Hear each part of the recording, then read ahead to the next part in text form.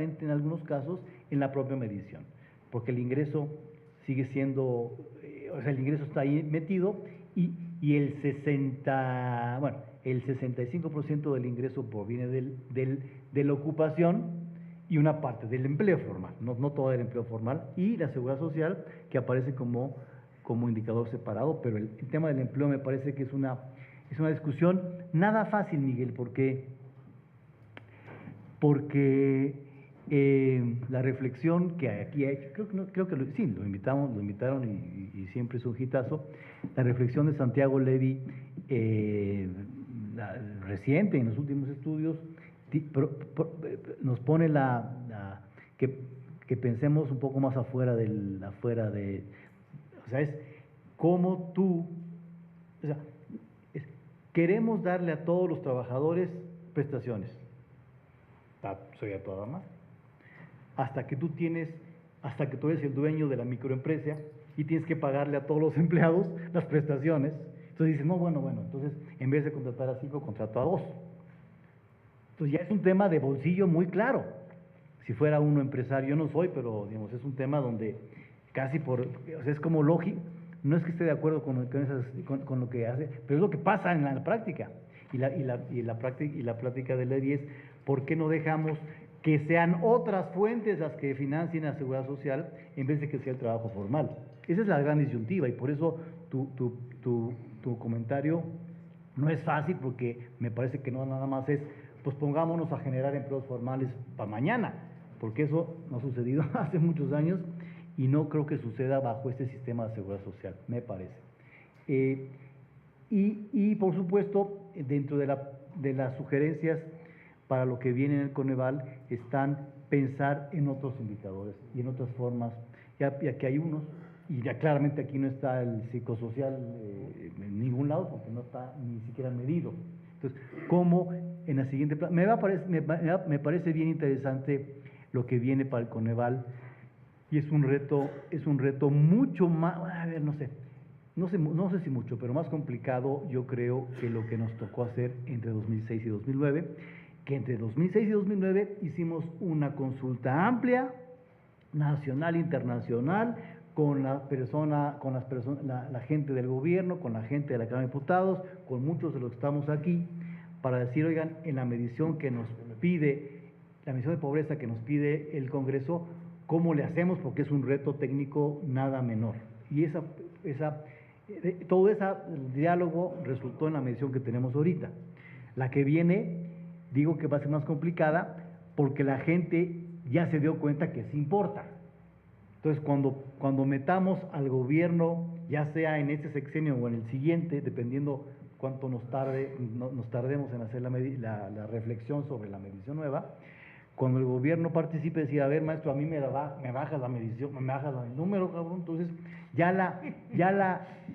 no va a ser tan fácilmente una decisión puramente técnica de pruritos técnicos, es con intención política clara. Es, oye, a mí el ingreso me lo mides bien, para que el ingreso sea mayor del que tú me reflejas en las encuestas. O sea, así empezó la discusión con el INEGI, con una reflexión por parte del gobierno federal, y así está clarísimo cuando uno ve videos. Ya no hablo, ¿verdad? Pero ya no, porque si no se van a enojar aquí. No, la secretaria de Desarrollo de SEDATU, que no quiero decir su nombre. No. Pero sí, porque decir su nombre sería medio directo, ¿no?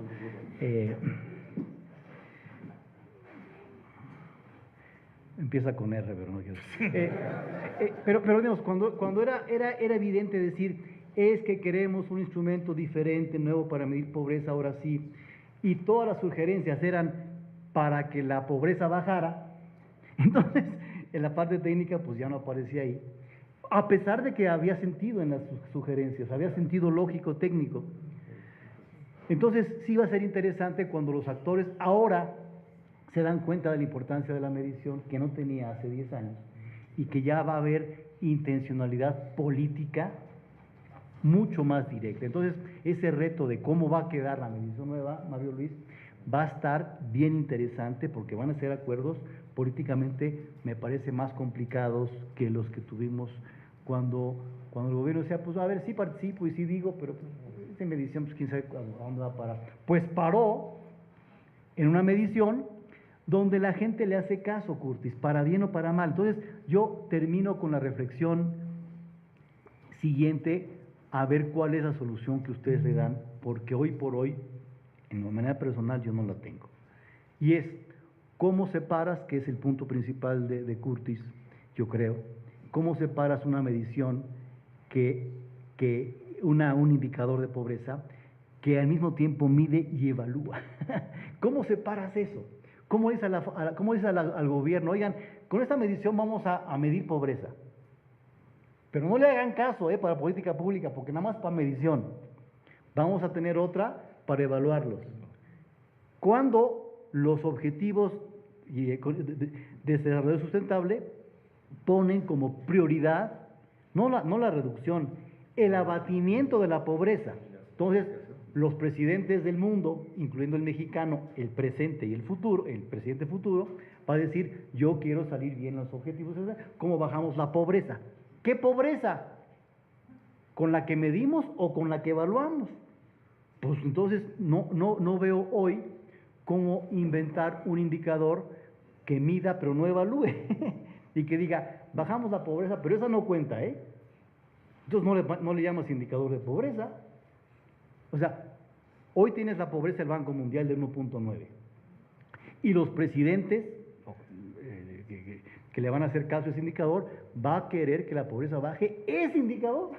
Por lo tanto, van a hacer algo como mis alumnos de mis exámenes, para estudiar para el examen. No veo cómo separar las dos cosas en la siguiente medición y en cualquier medición que sea factible cuando uno quiere las dos cosas, quieres medir y quieres eventualmente evaluar con esas presiones políticas internacionales y nacionales. Y las nacionales son en la siguiente medición hoy o en los siguientes 10 años, 5 años, con una medición diferente. La jornada y el Reforma van a decir, la pobreza subió en el país, pero no le hagan caso porque esta nada más es una medición. La evaluación es otra. No sé cómo resolverlo, Curtis, ese hoy con los instrumentos que tenemos. Si alguien tiene una idea novedosa, genial, bienvenida. Muchas gracias. Muchas gracias. Gracias, Gonzalo, gracias, Curtis, y gracias a todos.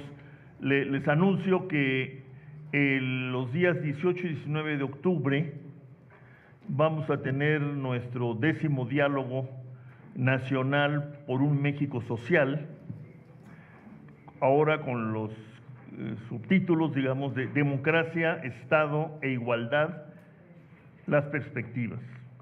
18 y 19. El 23 de octubre vamos a tener un seminario internacional organizado por nosotros, el Colegio de México, el CIDE, y con apoyo de la Fundación Vidanta, que se llama ¿Qué hacer frente a la crisis migratoria? Nueva visión y propuestas de acción. Esto se llevará a cabo este lunes 23 de octubre en el auditorio del Museo Universitario de Arte Contemporáneo, MUAC. Los que vayan pueden aprovechar para ver lo que hay de exposición temporal. Suele haber muy buenas. El 9 de noviembre habrá en la Facultad de Ciencias Políticas y Sociales un seminario internacional, La trata de personas en contextos de movilidad humana. 9 de noviembre. Y el 22 de noviembre estará nuestro amigo y colega Miguel Castillo hablando de la distribución de la riqueza, tema que hemos tenido un poco al margen de nuestras reflexiones, y aquí está Miguel, y aquí nos veremos. Yo quisiera terminar diciéndole a Gonzalo y a sus colegas del Consejo y también colaboradores del Coneval, Hemos vivido unos meses, ya casi un año, pues en esa materia que nos congregó hoy, muy álgidos. Como se dice ahora, no siempre muy transparentes, que han estado mediados y hasta determinados por la política, por el interés político, de corto, mediano o largo plazo, según lo quiera ver cada quien. Y sin caer en ninguna ingenuidad, en el sentido de que la política no debe estar presente, la política siempre está presente, no queramos o no. Sí creo que desde la academia se debe mantener la exigencia de que esta y otras producciones de conocimiento son indispensables para la salud de la democracia en México, para la salud, digamos, política y social de nuestra comunidad. Y también son indispensables para montar verdaderos ejercicios de evaluación que nos permitan confirmar o rectificar en la acción del Estado a través de sus políticas, y que consecuentemente este tipo de tareas no pueden estar sujetas a la política coyuntural, ocasional, o peor todavía, a las ocurrencias de los políticos, que en parte es lo que hemos vivido.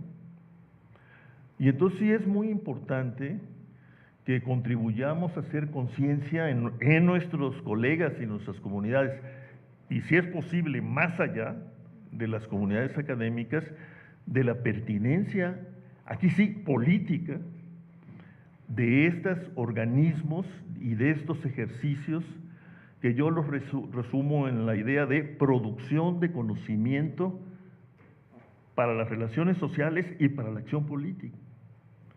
No se trata de blindar nada, ¿no? Pero sí se trata de crear una conciencia que pueda salir al paso de las ocurrencias coyunturales, generalmente de los políticos, que comenzamos a vivir desde el principio del sexenio, pero también ustedes vivieron desde el final de otros sexenios. O sea que esto tampoco es nuevo, ¿no? Pero creo que cada vez hay más conciencia en efecto, de la importancia que tiene esta producción de información, y yo agregaría, insisto, de conocimiento, y también de las reacciones, desgraciadamente no siempre ilustradas ni racionales, que estas mediciones y estas informaciones provocan en ciertos círculos del poder y del gobierno, y hay que decirlo lo más claramente posible, e insistir en que eso, en una sociedad democrática, no es admisible. Podemos saber que de todas maneras lo van a querer o lo van a hacer, pero yo creo que nosotros no podemos retroceder en esta materia. Tenemos que insistir en que es inadmisible, conforme al derecho y conforme a los criterios elementales de cualquier política democrática. Yo creo que esta posición forma parte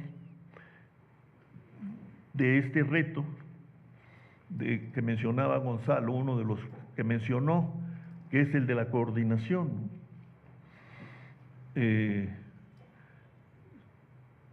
Cada ejercicio gubernamental, sexenal, acabamos diciendo es que faltó la coordinación, falló la coordinación. Bueno, ya sabemos que va a fallar, ¿no? Pero como decía Beckett, pues hay que tratar de fallar cada vez mejor, ¿no? Y entonces hay que inscribir este reto en la reforma del Estado que no hemos hecho, que es, como dice Diego Valadez, la reforma del ejercicio del poder. Porque al final lo que hemos vivido es un ejercicio atrabiliario del poder para distorsionar la producción de información y, cuando no, la información misma. Bueno, ese es un ejercicio no democrático. Y creo que pues, debemos dar, digamos, dar el nombre a las cosas. Y el caso de Coneval pues es emblemático, porque en efecto, con su entrega y sus destrezas en desarrollo, ha contribuido de manera muy importante al reconocimiento de nuestro país, a que reconozcamos nuestra sociedad, pues como una sociedad que no superó la pobreza heredada, pero además se dio el lujo de empobrecerse, ¿no?, a finales del siglo XX. Y ese reconocimiento, me parece, es un punto de partida indispensable para pensar en políticas que corrijan, que reformen, que cambien el rumbo de las cosas y pues que contribuyan a una sociedad mejor. Así es de que yo sí creo que, independientemente de lo que vaya a ocurrir con esta, para mí, aquí sí tengo que decir que hablo personalmente, esta desafortunadísima iniciativa de reforma a la Ley de Desarrollo Social y este intento de disque constitucionalizar el Coneval, a mí me parece una de las cosas más desafortunadas que se han ocurrido en los últimos tiempos. Pero más allá de lo que vaya a ocurrir, que si no depende de mí, nosotros sí debemos estar muy claros de que esto que vimos hoy, que lo hemos visto en otras ocasiones, es una muestra de los avances que se pueden lograr incluso en las condiciones políticas más imperfectas. Es un capital, es un activo de la sociedad moderna mexicana y creo que debemos defenderlo, empezando por respetarlo, ¿no? Eso es lo que nosotros intentamos hacer, pero pues celebro como siempre que Gonzalo haya estado como siempre en claridoso y que nos hayan acompañado otros consejeros del Consejo de Coneval. Pues buenas noches.